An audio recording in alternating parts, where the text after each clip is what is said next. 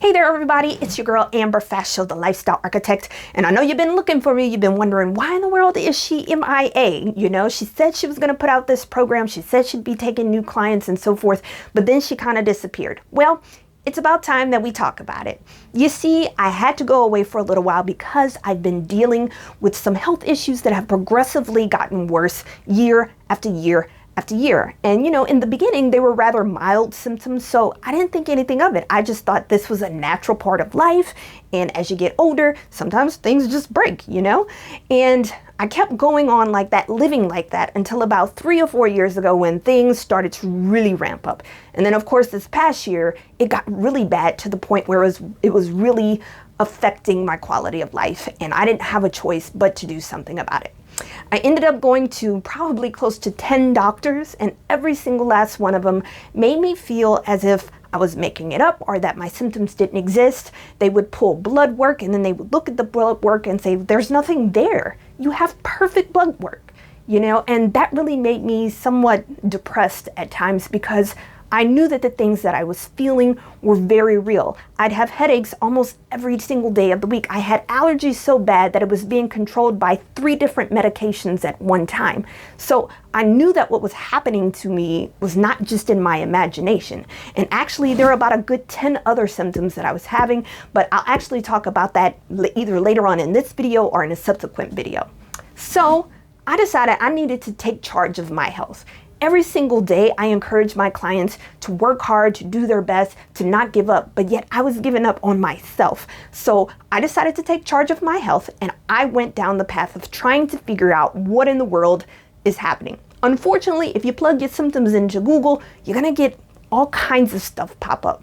So I just kept searching and searching, and then one day, through the magic of Facebook algorithms, a company popped up on my feed saying, we can help you with those symptoms. Just tell us what's going on. And so I took a chance because at this point I had done everything and they were really cheap. So I sent over my information. They connected me to a functional health coach.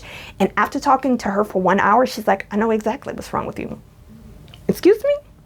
You know what's wrong with me already? She's like, yes, I'm not fully certain, but I'm pretty certain that you have a histamine intolerance, and part of that is being driven by a leaky gut. So it's important for us to test so that we can figure it out. Unfortunately, there is no test you can just take to figure out if you have a histamine intolerance. The only way to figure it out is to do an elimination diet.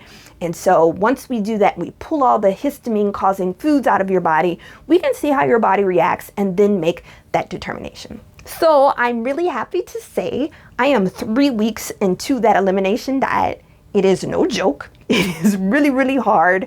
I've had to pull out so many things out of my diet to make this work, but I'm starting to see significant progress. I'm starting to realize that it's actually normal to have skin that feels like a baby's bottom, that it doesn't have to be dry and flaky, that you're not supposed to have dandruff that comes out in sheets, that you're not supposed to have a post-nasal drip every day so bad to the point where you lose your voice at the end of the day. Like, it's not normal to have a sinus headache every single day and just say, well, I live in South Louisiana. That's just what it is. None of that is normal.